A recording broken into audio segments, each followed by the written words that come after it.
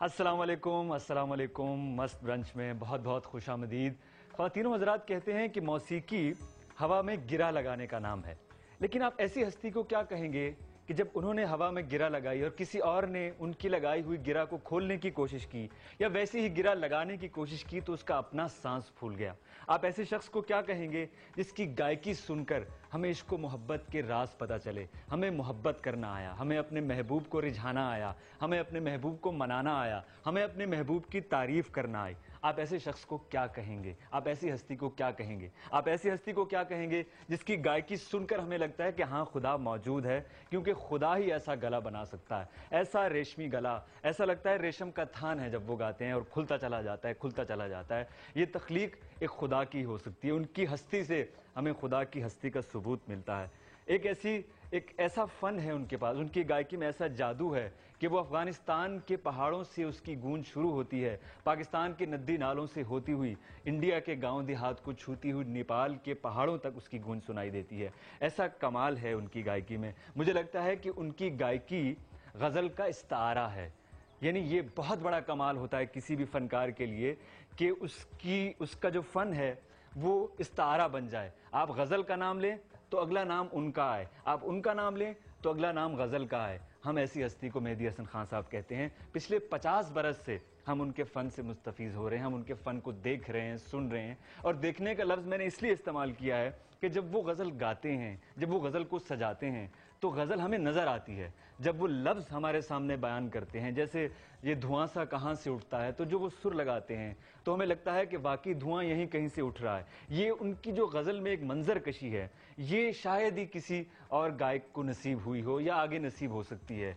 मैं तो ये कहता हूँ कि उनकी जो गज़ल गायकी है वो हमारी तहज़ीब की अमीन है, वो हमारी तहज़ीब की वारिस है। तहज़ीब क्या होती है? तहज़ीब ज़ुबान होती है, तहज़ीब उठना बैठना होता है, तहज़ीब मौसीकी होती है। खान साहब ने जो गज़ल गाई है, खान साहब ने जो गज़ल को सजाया है, वो हमारी तहज़ीब का हिस्सा है। और मेरे ख़्याल में हमारी तहज़ीब की पहचान उससे है। मेरे जज्बात इतने ज़्यादा हैं, मेरा उनसे एक ऐसा ताल्लुक़ है, मेरी ज़ुबान फिसल सकती है, हो सकता है कि मेरे हाथ पांव फूलने लग जाए उनकी बात करते हुए, क्योंकि मैं जब कल 2-3 दिन से इस प्रोग्राम की तैयारी कर रहा था तो मैं आज रात सो नहीं सका, क्योंकि मुझे लग रहा था कि मैं ऐसे शख्स के बारे में क्या बात करूंगा, कैसे बात करूंगा, कैसे उनके फ़न के बारे में बात करूंगा। तो मैं आज सो नहीं सका। ये शायद एक्साइटमेंट है, ये इससे आप कह सकते हैं कि उस शख्स के साथ लगाव है कि मैंने ज़िंदगी में बचपन में एक दफ़ा स्कूल में कौमी तरानों के मुकाबले होते हैं, मिली तरानों के मुकाबले होते हैं, मैंने भी उसमें हिस्सा लिया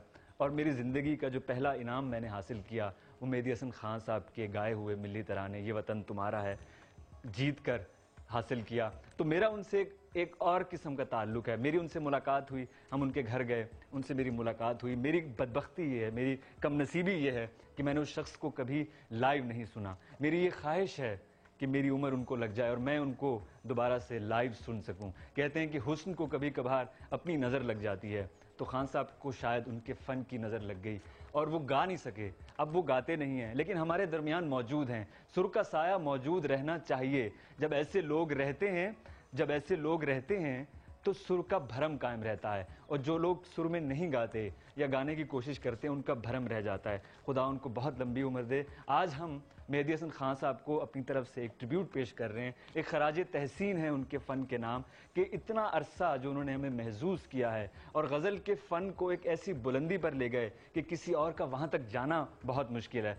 खान साहब के हवाले से, खान साहब के बारे में एक छोटा सा पैकेज है, वो देखते हैं। जब हम ब्रेक से वापस आएंगे, ब्रेक पे शायद चले जाएं, उसके बाद जब ब्रेक से वापस आएंगे तो उनके फ़न के हवाले से बात होगी, उनके फैमिली मेम्बर्स से, उनके ख़ानदान के कुछ लोगों से बात होगी, जो गज़ल गाते हैं, जो गज़ल समझते हैं, उनके हवाले से बात होगी। हमारे आज का जो प्रोग्राम का टाइटल है वो ये है कि आपको भूल जाएं हम, इतने तो बेवफा नहीं। खान साहब आप अगर हमें देख रहे हैं तो आपको भूल जाएं हम, इतने तो बेवफा नहीं। देखते हैं पैकेज।